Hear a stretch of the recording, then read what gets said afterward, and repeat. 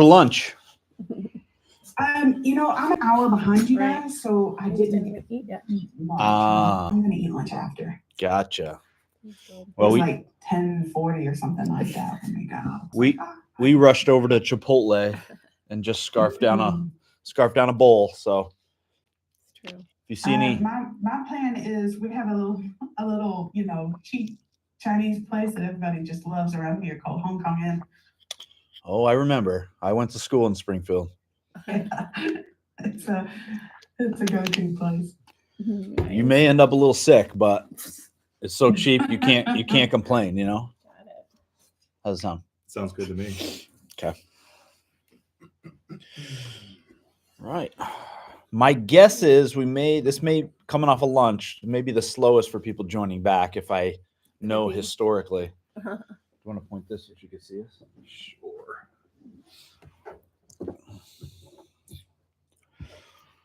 There you go. Sorry, I did have to edit some of your videos, Jamie, just for time.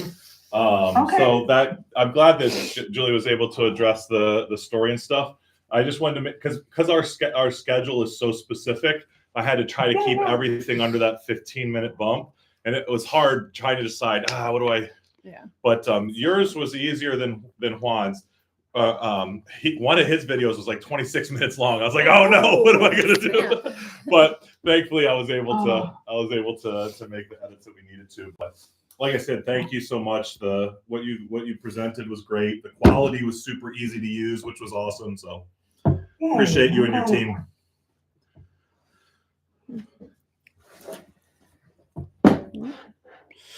Hey everybody, we got a couple people jumping in. Welcome back from lunch. Thank you for not immediately going to take a nap. I'm glad you made it back. Yes. Stay awake. If you are jumping in, let us know in the chat what you guys had for lunch. I'm very curious. Can you change your profile pic to that QR code? Sure, yeah. Let us know. We want to hear what you guys had had for lunch. I'm very curious to get some feedback on this. What's the easiest way to do this? I think there's a set. I think you can adjust your settings right there. If you're here with us and you're Kidman, you've been hearing me talk about BGMC cards. And if you haven't started them at your church, I would love to help you get started. Look, Jamie's got some of hers. I don't know if you can see her yet, but she's holding some up. I love it. Yes. I got a whole pack this last week, but I got tackled by a couple of kids. So these are the only 4 I have left of that pack. Nice. I know that feeling.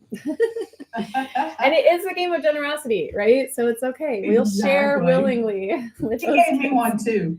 Oh, that was He gave nice. his power up. Little So. tradesies. Love it. All right, we heard back. Somebody had Mediterranean food, Ooh, which Ooh, sounds okay. tasty. that sounds delicious. Sam had another egg. LOL. So Hilarious. that was his breakfast report as well. Right. What did you do to the egg this time? So Kaylee said they had subs and chips, which sounds pretty tasty. Yeah. Pretty good. Anybody else? What'd you guys have for lunch? We want to know. We raced out of here because we're doing the kids and youth. We have almost no break. It's like 5 minutes in between. So as soon as we were done with the youth live stream, we raced out of here over to Chipotle. Quickly got a couple bowls, came back, scarfed it down. So if you see some rice remnants on our shirts, or don't Just ignore it. just ignore it. So yes, welcome back, guys. Welcome those of you who are joining. We're just gonna wait maybe 1 or 2 minutes more. We got people jumping in. If you're just jumping on, let us know what'd you have for lunch. We want to know. Yeah, Sam does love green eggs and ham. That's for sure. That's for sure. What'd you have for lunch? The tastiest will win a shout out from us. We will decide. Although you shouted them all out. No, we're gonna say this was the tastiest. I mean, so far I got to go with the Mediterranean food. Mm-hmm. You know, that sounds pretty delicious. So That's really good. Do you want to talk about the camp stuff at all? yes, I was just waiting. We're still waiting on some churches to jump in. So, Yeah. Hey, we did shout this out earlier, but it'd be worth doing more of a formal thing. And we're going to talk about some, but want to encourage you guys, kids ministry. We have kids camp coming up this summer. Julie, you want to say anything about that? Sure. Yeah. Kids Love camp kids is, camp. yes, I agree. Kids camp is July 14th through the 18th this year. So you can get the dates on your calendars. And there's just such value in kids camp. Showing up and being with people for a week and experiencing God and fun and fellowship is just a beautiful thing. We saw Jamie last year at our camp, not live, but she was Life Hack Sally. And so she showed up in some videos last summer. It was great. Yeah. And kind of in line with that, and I'll mention this again at the end of the stream just in case we miss everybody, but one of the things that we have been doing, both Julie and I have had a really heart for Next Gen Ministries and the impact that camp can have on kids and students' lives. Like there's something about that time away that really God does some incredible things. And so our heart has been, how do we make it cost effective for people? Because financially, the number one barrier that gets in the way of students being able to be a part of it is cost, and churches being able to participate is cost. So last year on the youth side of things, we were able to raise about $35,000 to cut the cost in half. We would love to be able to do a similar thing with our kids camp as well, and to get as many kids.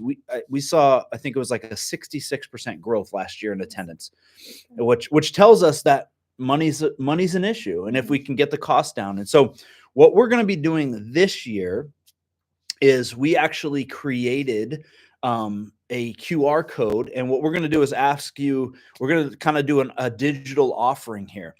And any of the money collected today, we're going to split between youth and kids camp to scholarship students to go. So kids that probably wouldn't be able to make it are going to be able to make it to do that. So we're going to throw that, Mark. Can we throw that up on the screen? It's super small. Oh, yeah, it is. Super small. I don't know why, but why was your picture so big when it was on here? I don't know. And now this is super tiny. let me know if you can scan, you guys can scan that QR code and it'll take you can use Apple Pay or whatever.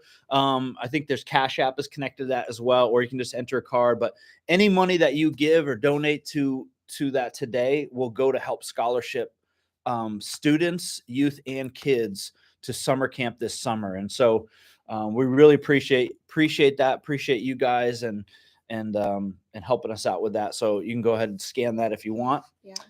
I think too, encourage your church people. If you know someone that is generous, you can share that QR code with them. I have an amazing man in my church who was not able to do retreats and camps as a kid. So now it's his heart to make sure that kids get to go when there are retreats in our camp. So I always, say, hey, we got one coming up. Do you want to give? And he'll say, absolutely. I'll send 2 kids. So don't forget that there are generous people in your church that might want to just give to the next generation in this way. Yeah. The other Great. thing I wanted to add is Jared brought up how valuable camp is for kids connecting, which is absolutely true. But the beauty too for leaders, like I have lifelong friends now in ministry because of camp, because of kids camp, and just spending time together and getting to know each other's hearts. And now we're a support to each other almost on the daily because of the camp connection. So it's valuable too for leaders to get there and meet other leaders. Yeah, for sure. I would say camp is the best return on your investment you're going to get over any other event we do. I feel like it's the best return on investment. So yeah, so feel free to scan that. We'll throw it up at the end of the session today, just as a reminder. So thank you guys for that. All right, well, let's jump in. The one and only Jamie is back with us. Thank you. What a great session leading when you're not in charge. And it's worth starting out by saying, and then I'll hand to Julie, we recognize that not everybody, most of our leaders are not even maybe the point leader.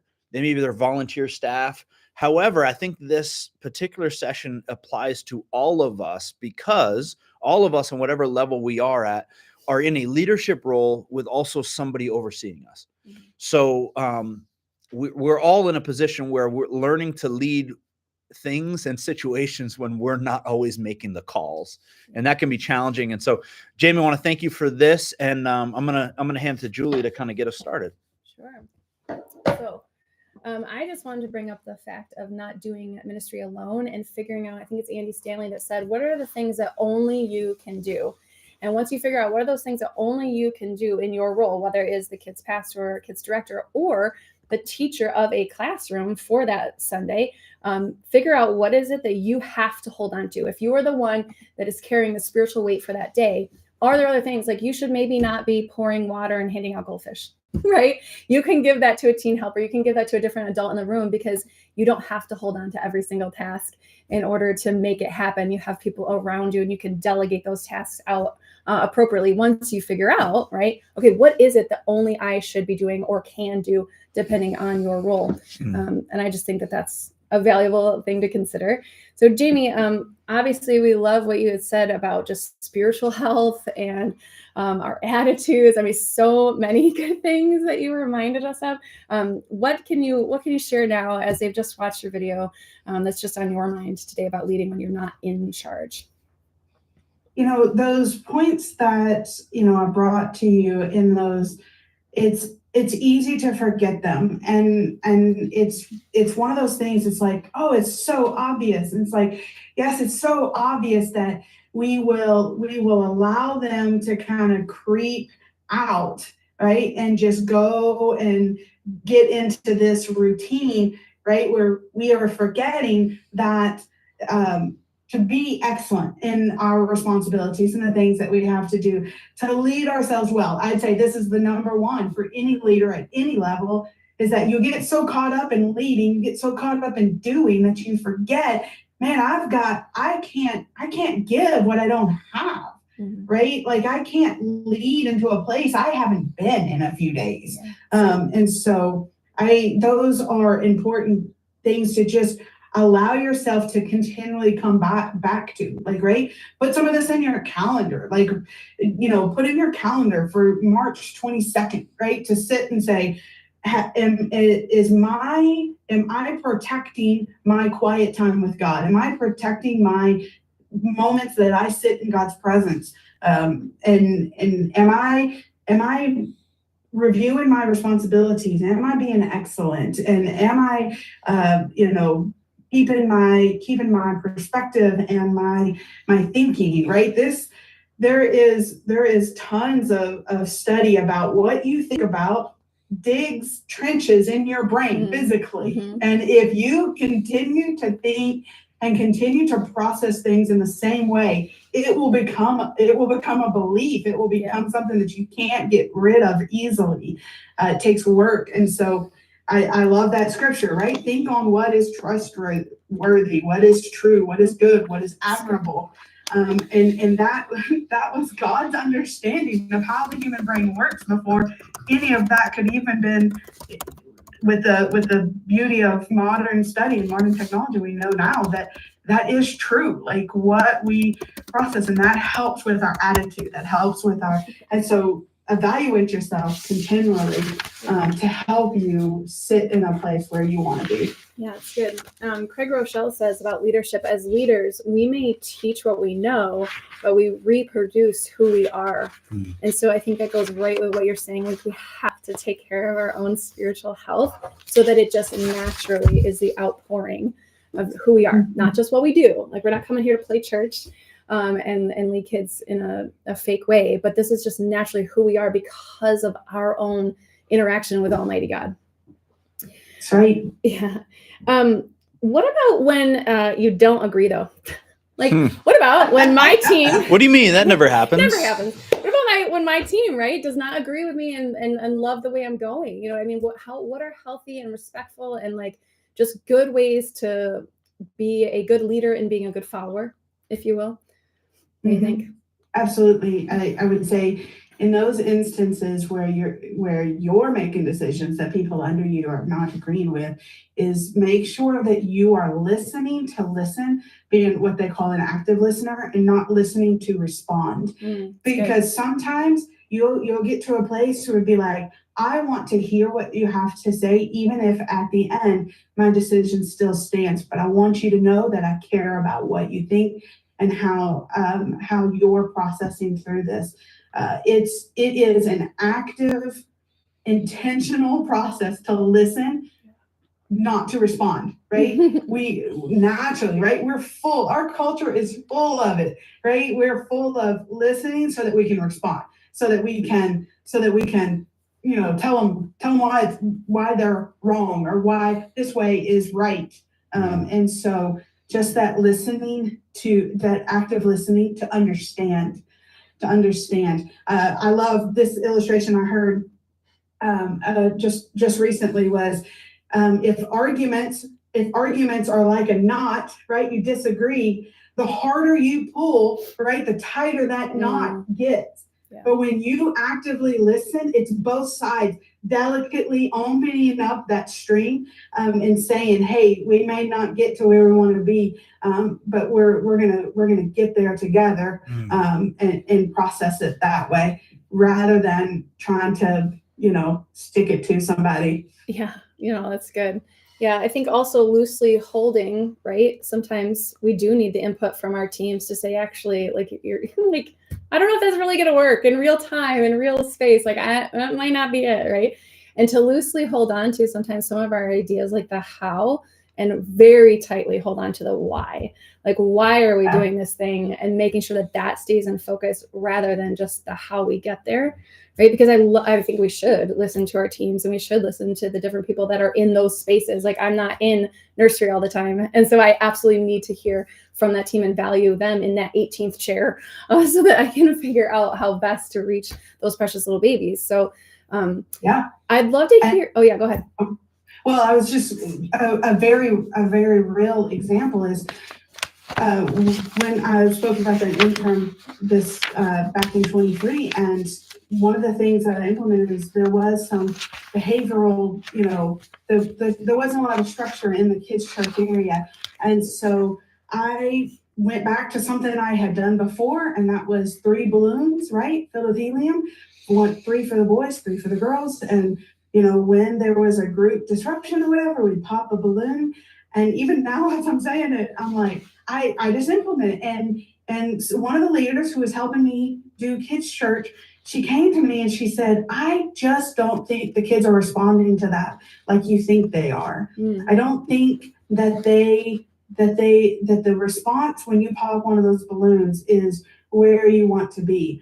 And I had to take a step back. I had to take a step back and be like, gosh, maybe that time has come and passed, or maybe it's just the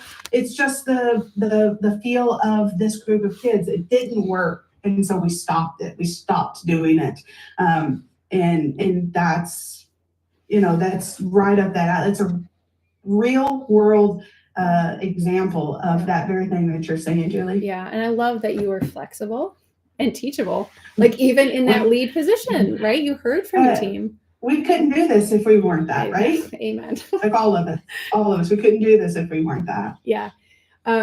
What about just doing things with excellence? We want to obviously serve God and serve our church family with excellence. What are some of the ways that we help encourage that amongst our team or even for ourselves in like a loving way? Like I guess what I'm trying to say is like, how do we lead and make sure that we're doing it with love and care, but also that we are holding that standard of like, you can't come in and teach the kids lesson like this as you're reading it to them, like, and so there is like a standard we have to have. And yet we understand like people are busy. They've got kids at home. They've got full-time jobs. Like they are running. And yet how do we hold like that bar high enough?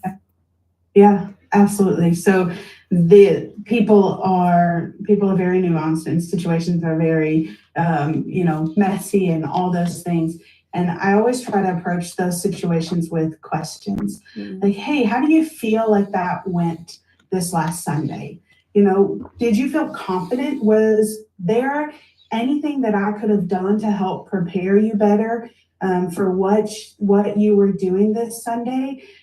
Is that the right space for you? Do you think, and what questions do, instead of statements, what questions do is it invites the other person into the conversation, and it leads them, you're using questions to lead them where you want to go, but you're helping them get there rather than saying, this is where you should be. You should be able to teach that lesson without holding that paper in your hand. Well, that's great for you, kids leader who works at the church Monday through Friday, right? But for the mom of 3 who's teaching, that lesson, it could be that she needs it she needs it in a different way, and there could be a solution there that you help. And so approaching with questions and leading into that space, and just being the realization that they're coming from a different place than you. And while you are discipling kids, you are also leading your volunteers. You're pastoring your volunteers. And you want to do that in a way, like I think of how Jesus responded sometimes to, the dumb things that his disciples did, right? And just even his interactions with people and how he responded. He expected a lot, but he never trashed people for the sake of they're doing it wrong. And so I think that's a good place to start at. Yeah, that's good. I love, honestly, that in kids ministry, we get to disciple every single age group in reality. Like, we are discipling the kids that show up on a Sunday or a midweek, and we're pouring into them. We're also pouring into the teenagers that volunteer with us, right? And then adults, like our team, we are discipling them. So like kids ministry, right, is hitting a lot of demographics and a lot of ages, and we are part of shaping, right, the spirituality of the entire church, which is a big weight, but like also so beautiful and special. And so, I love the reminder that as we're leading our volunteers, even in some really uncomfortable, I'll just say it, like some really uncomfortable conversations, it's just important and vital to remember, like, this is also discipleship happening right now as we're discussing, how that lesson went and all that. Like, it's shaping us. Yeah, I would add too, like the leading and creating excellence and all those things, that's not just the responsibility of the point leader. So if you're a volunteer leader on the team, really how this fleshes out the most is through culture. What's the culture of our kids ministry? And every leader owns that culture. So that means that when it comes to, let's take excellence, because that was one of your examples, Jamie, is like, if everyone's sitting around going, well, Pastor Julie will own this, versus we all own it, and excellence is a value, it's a culture that we have. All of a sudden, when new leaders come in, or leaders that are struggling, they see where the bar is set. And so it's so much easier on everybody because we are all owning it. And so I would encourage our volunteer leaders, as you're hearing this, don't tune out thinking that's the job of the pastor. This is the job of all of us, that we got to set the tone and create the culture for the kids ministry we want to see. Amen. I absolutely. There's a leader in my church. She oversees our 4K. So it's 4 through kindergarten. And she is like the best recruiter. She's better than I am, because she just loves and believes in those precious students, and she goes after people. Like, if you've ever been in our congregation, she will seek you out and find out what you do for a living and who you are and what skills you have, because you might be right for that class. And it's a really beautiful thing to see, like, the leaders taking ownership and not just saying that's on the lead to take care of. So what are some ways, Jamie, that we can do that well to make sure that we are empowering our leaders and everyone feels that, like, ownership on the team to make it all happen and happen well? I would say be prepared and celebrate. Always be prepared for services. One of the struggles, and it happens on occasion, and there are exceptions to everything, but the be prepared part of it is, be prepared on Wednesday to be talking about what Sunday's going to look like. So your leaders have that Wednesday to Sunday to start preparing for what a Sunday morning looks like. For volunteers, if you're given on Wednesday your preparation for Sunday morning, I have a general rule that I try to read through something 10 times. If I'm going to be teaching it on Sunday morning, I'm finding space to read through it 10 times, and that helps me to know that when I get to Sunday morning, I'm prepared to give that lesson. I've read it enough. I've read it enough to where I know it. I may still have to refer to the lesson, but I know it enough to where I can teach it instead of reading it to kids. And then celebrate. Always be ready to celebrate. And that could be as easy as, a shout out on social, or, little cards that you send off in the mail that just says, you rocked it, or you're awesome, or, some other modern term that I'm not hitting right now. But preparation and celebration go a long way when you're trying to invite a culture of excellence. And you'll find, chewing on something we were discussing earlier is, how do we get leaders to show up on time? Well, if they're the only leader not showing up on time, Jared, much to your point, that culture is going to speak in that moment, and you won't even have to, when they're walking in, when they're walking into a team huddle before Sunday late, that culture speaks something that you don't even have to speak. Yeah. That's good. That's true. Yeah, absolutely. And that same thing with preparedness, right? If two leaders are working on a lesson and one comes in, they're like, oh, I haven't even read this. And the other one's like, oh, really? Here's all my notes. Here's all, like, it doesn't take long for them to be okay. Question I had for you, Jamie, you talked about leaving your criticism at home. And this one resonated with me because I can pretty easily be a critical person. And my guess is that there's a lot of our leaders that are listening a part of this, and they've experienced that, and it could be frustrations with the lead pastor, it could be frustrations with the church as a whole, could be frustrations with their kids pastor or co-leaders or whatever. How do you, what encouragement would you give us for those, for those people who are trying to serve, but are struggling with having some criticisms at different levels? How do we continue to serve and then wrestle through those things? And what maybe some helpful tips or some things that you would encourage us to do? Absolutely. When something happens or you don't agree with something, it's very important that you don't make moves in emotional states. And oftentimes what that means is you need to take a step back and you need to give that criticism that you have some time to sit. And it needs time to sit, and you need time to think about it. It's real easy to spot something that you don't like and to spout out something off about it. But wisdom will tell you to sit back and to consider all the pieces, and then to formulate something where you can offer a solution. That criticism without a solution stinks. It's like leaving milk out on the counter, right? Criticism that says, I just want you to fix this. I don't know how you're going to fix this. I just want you to fix this.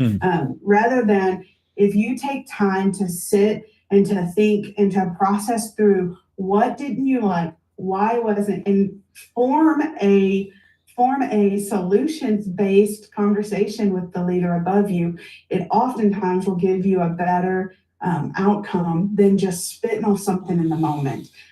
Don't allow your emotions to react when you need your time and your spirit, right, saturated in God's presence, to respond to something that you're not in agreement with. Yeah.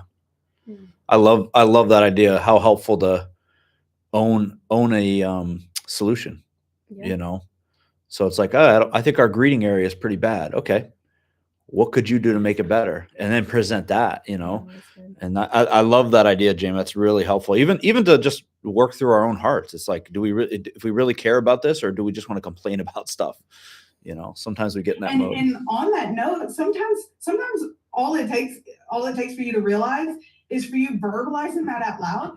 That's why I say in there, leave your attitude of criticism at home with the dog, because sometimes you just need to say it out loud, right, in a safe space, and then you're like, oh yeah, that didn't sound as good as coming out of my mouth as it did in my head. And you start to realize, oh, maybe there wasn't a lot of merit to that criticism. And that's a realization that sometimes you can come to, in verbalizing it in a safe space where you're not, it's just the dog. Yeah, poor dogs. They got to hear all the criticism. He's snoring under my table as we speak. Oh, that's great. We'll ask her. There's a quote that says, God didn't call me to be important, but he called me to be faithful. And the reality is sometimes our leaders are just so faithful, and they show up week in and week out. And what are some special ways that you have honored volunteers, like in So maybe they are the most quiet, introverted person, right, ever. But give us some ideas, because I'm always looking for ways to just honor people, celebrate people, and so I need some fresh ideas, Jamie, and you're here, so you get to help me out with this. Oh boy. This was one thing that we as a team, we tried not to do, was to schedule thank you events. They're great, right? And we wanted to do them, but oftentimes in a very already tight schedule, especially, around holiday seasons, right? When we want to take time to thank our volunteers, the schedule's already crazy. And so this is very specific, right? But one thing we did is I contacted the local Starbucks in our town, who was very generous and always donated. And what we did is we did a whole Starbucks coffee bar on a Sunday in December. And so we told our leaders, hey, if you can manage to get in half an hour to an hour early, we're gonna have a room set up. We're gonna have a whole Starbucks bar. We're gonna have all the cakes, all the coffee, all the donuts. It's gonna be over the top. It's over the top. And the only really unique thing to that is that we chose to do it in, we all have those pajama Sundays, right? Yeah, in December, for sure. and we chose to do it just before and not putting another event on their calendar. More, on more frequent occasions, leaders, they appreciate just being acknowledged. And you'll find some leaders appreciate being acknowledged in public. Others, introverted leaders, they appreciate, hey, I'm just so grateful for you. Just wanted to let you know that simple text. Maybe it's even going out for coffee, and it's allowing that to be a thing. I find that people love to get things in the mail, and it's so funny because at one point it kind of died off, right, as things got digital. But now we're back in that space where you get something in the mail from somebody that's not hey, can we talk about your car warranty, extended warranty? But it's like it's a letter, it's a note, it's a handwritten note from one of your leaders. Man, I tell you, I have my refrigerator has notes on it right now from people just wanted to encourage me. And I thought, man, that's I'll give you this. I have an app called Felt, and I do this every single time. In fact, I'll show you one of the ones I recently sent. This app allows you to build. It's not going to show. Yeah, we can see a little bit. A little bit.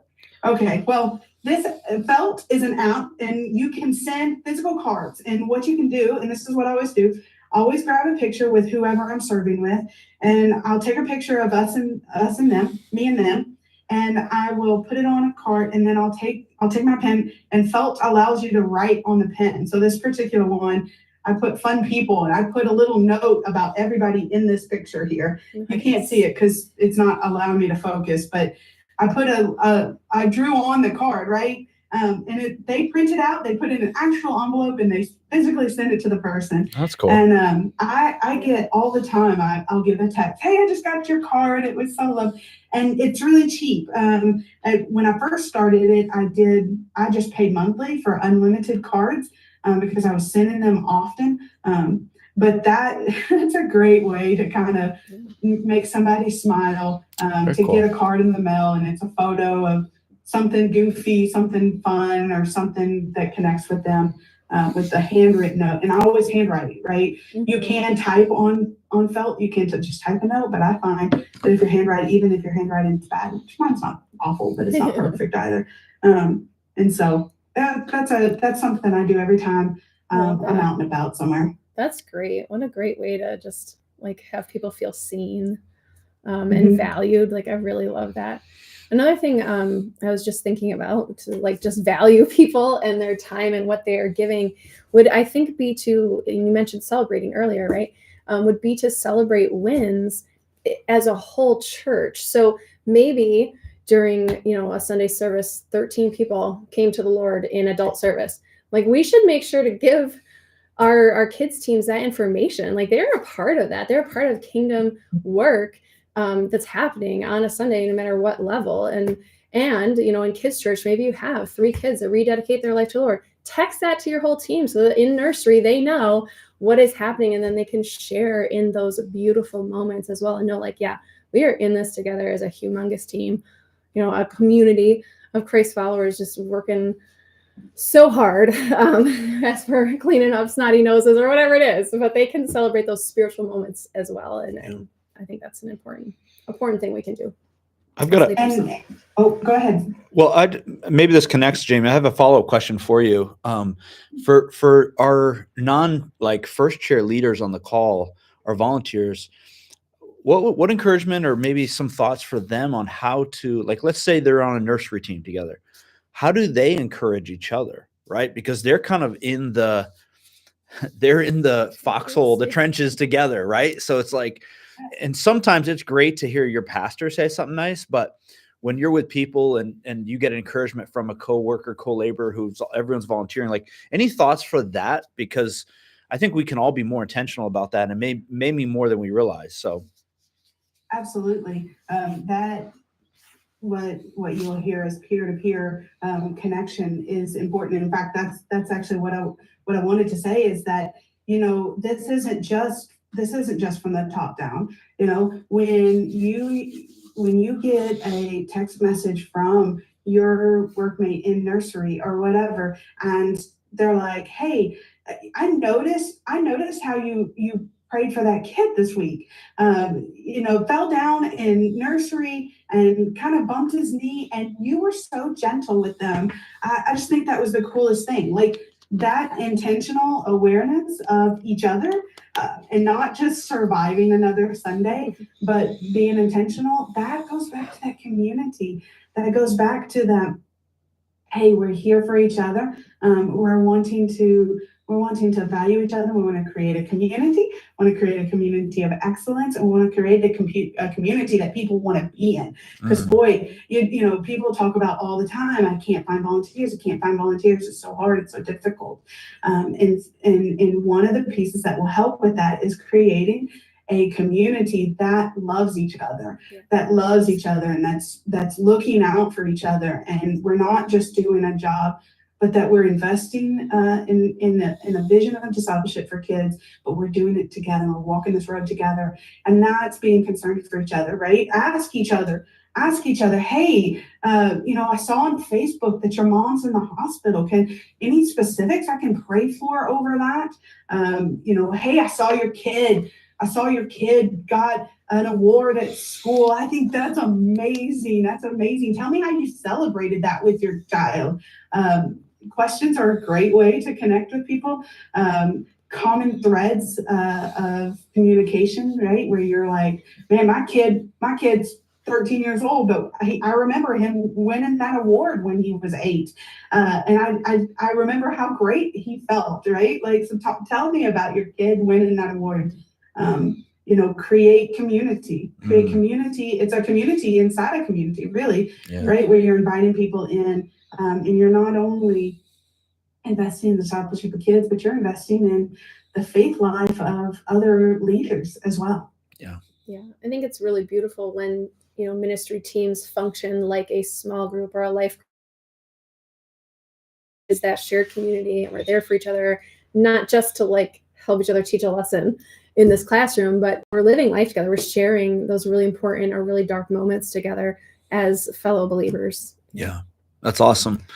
Well, Jamie, thank you so much. This has been amazing. Our 4th session is going to be a group session. You guys still going to have your lab time to discuss, but this will be our last time interacting with Jamie. So thank you so much. You've been phenomenal. Great insight and thoughts, and little even just veteran tips that you gave. I thought were really, really good. So thank you so much for pouring into us today. What an honor and a pleasure. It's been a great opportunity. Yeah. Thanks, great. Jamie. In a second, we're going to dismiss you guys to go back. You can do a quick break, and then you guys will have your lab time, discussion time. But before we do, for some of you who missed it, this whole event, we decided to scholarship and make free for our churches because we just wanted there not to be any hindrance and wanted everyone to be a part of this. And in doing so, we decided to also give an opportunity to share with you one of the needs that Julie and I both see as primary in Next Gen Ministry. And we look at summer camp, both kids camp and teen camp, as one of the most important, valuable, strategic investments that we can make. But we also realize that financially, there's many kids who can't make it because of money. And so our goal is to try to raise funds to reduce the costs of both kids and youth camp. And so we did want to take the opportunity, if you're a leader and you're here and you have a heart to see kids be able to have a chance to go away to kids camp and experience the Holy Spirit, experience community, interact with their youth leaders, like have life-changing moments, get called to full-time ministry. All those things happen at camp more than any other event we do. So if you're here, we've got a QR code up there. We're going to be doing an offering today. You could scan that, and you can use Apple Pay. Cash App is available on there, or if you want to put a card in, you can do that as well. And all of the money that we raise today will go to split between youth and kids to scholarship our students to camp. So thank you guys so much for being a part of that and helping those kids. I promise you lives will be changed from it. So we love you guys. We're going to break now. You're going to go ahead and do your lab session. And then we will all keep in mind for kids, your schedule is going to adjust a little bit on the fourth session. So you get Ben watching a video and then coming right to live Q&A. But for the fourth session, because we're all combined, the schedule is there's going to be a video teaching, then lab. Q&A is at the end at 3 o'clock. Okay. So now you're going to go into your lab time, and then we will see you back here at 3 p.m. Thanks, guys.